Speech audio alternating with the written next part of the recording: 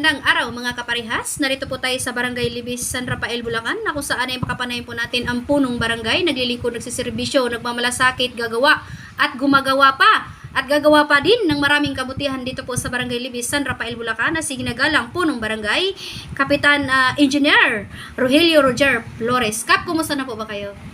Okay naman. Okay, magandang umaga sa aking mga kabarangay. Nandito ngayon at binibigyan tayo ng pagkakataon na mag-interview ng media. Which is, artista na tayo ngayon, ha?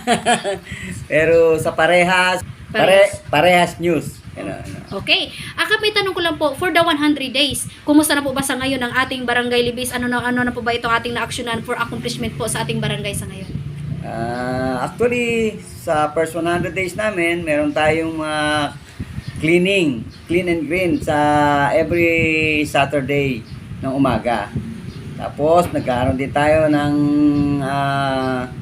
munting health service sa ating mga kabarangay. Pumupunta tayo sa mga sulok-sulok para mabigyan sila ng simpleng check-up para sa dugo at sa BP. Meron din kaming ganyan. Tapos, nagdadala din kami ng konting pagkain para almusal. Yon, isa sa mga ginagawa namin yon. Ngayon, yung sa sa pagka-resolve ng mga kaso, so far naman, medyo madami-dami na din. So, wala naman kami nagiging problema. Lahat naman ay naayos namin at nabibigyan namin ng tamang pagsusuri ang bawat kaso na nilalapit sa amin. At sila naman ay tumutugon na walang bias sa aming mga desisyon. So, walang problema sa pag-aayos ng aming mga kaso dito sa aming barangay. Yung isa sa accomplishment na ginagawa namin ngayon dito ay yung drainage canal. Which is so far sa ngayon, nasa 70% na ang na-accomplish. So, malapit-lapit nang matapos. Then, sa susunod naman dyan ay yung pag-aspalto ng kalsada. So, yun. Which is, ang project naman na yan ay inabutan ko lang. Sa totoo lang, ang naglakad niyan, nung una pa man, ay yung aming kapitan. At matagal din nilang inayos yan para lang magkaroon ng katuparan. At ngayon nga ay ginagawa na. So, maraming salamat din sa dating kapitan namin, si Kapitan RC Castañeda. Okay. Kap, kung para sa inyo bilang ama ng ating barangay, ano naman po ang ating mga natututukan o dapat tutukan na bilang ating priority dito sa ating barangay sa pag-unlad ng Barangay Libis? Actually, ang mga dapat naming gawin dito ay yung makabili kami ng sariling lupa ng barangay. Kung saan dito sa barangay namin ay sa lupa na ito ay tatayo ang pangarap ng aming mga kabataan na magkaroon ng sariling basketball court. At doon na rin namin balak itayo ang aming barangay hall kung saan nandun na rin yung daycare at ang isa pa ay yung training center ng mga barangay namin na pwedeng mabigyan ng trabaho, ng mga maliliit na trabaho. So yun. Okay. Yung sa CCTV naman namin, since may problema sa ngayon, so once na nalabas namin yung budget, may provision kami na magdagdag at yung iba naman ay ililipat namin doon sa mga lugar na kung saan ay medyo tagong lugar. Okay. Kap, may tanong ko lang po, kumusta na po ba ang katahimikan dito sa ating barangay sa ngayon?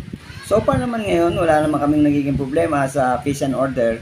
So lahat naman ay nakikiayon sa mga batas na ay tinataguyod namin dito, tulad ng mga maiingay na motor. Ngayon, na-resolve na namin yan, wala na yung maiingay na motor. Yung mga aso na gumagala, medyo na-control na rin namin. So, ilan na lang, hindi naman totally lahat, pero mostly, wala na. Okay. Regarding naman po, Kap, sa ating kalinisan. Yes, gaya ng nabanggit ko kanina, yung kalinisan natin ay meron kaming clean up every Saturday ng umaga. Purok-purok yun. Dinidivide namin sa 4 na purok. So, once a month, naiikutan namin bawat purok. Okay. Kap, mensahe na lang po sa ating mga kabarangay na sila po ay patuloy na sumusunod sa inyong mga batas na pinapatupad dito sa ating Barangay Libis po sa ngayon. Okay, sa aking mga kabarangay, maraming salamat sa suportang ipinapagkaloob nyo sa amin. Sa aming sangguniang barangay natin dito sa Libis. umasa kayo na kami ay maglilingkod ng tapat at gaya ng naipangako namin, ang anumang serbisyo na aming ipagkakaloob ay tunay at wagas at magiging karapat-dapat para sa ating barangay. Yun lang at maraming salamat. Okay, ang huli niyo pong mensahe naman ka para po sa ating mga nagsiservisyo o sa ating mga barangay kawani, sa ating barangay Libis. Okay, sa aking mga kasama na naglilingkod, unang-una ang ating pangako sa ating mga kabarangay, sa ating barangay na maglingkod tayo ng tapat, tunay at talagang tao sa puso para maramdaman nila na tayo ay tunay na tagapaglingkod ng ating barangay. Okay, sa aking mga kabarangay, umasa po kayo ng tunay at tapat na serbisyo at kami ay magiging tapat din sa inyo at unang-una ay ang Panginoon ang gagabay sa atin bilang ating mga kakawani dito sa ating barangay. Sa ating mahal na Panginoon, sana po ay gabayan niyo po kami.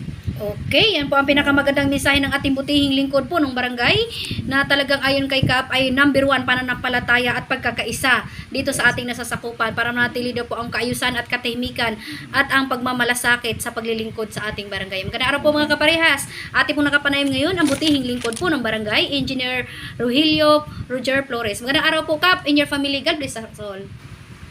Morning and thank you sa pag-imbita sa amin dito. Ingat po kayo Kap. Thank you and God bless to us. Mabuhay po kayo hanggat gusto ninyo. Salamat at welcome. Okay, maraming salamat po. Ingat po tayo palagi mga kaparehas. Lay Castro po ng Parehas News. God bless us all.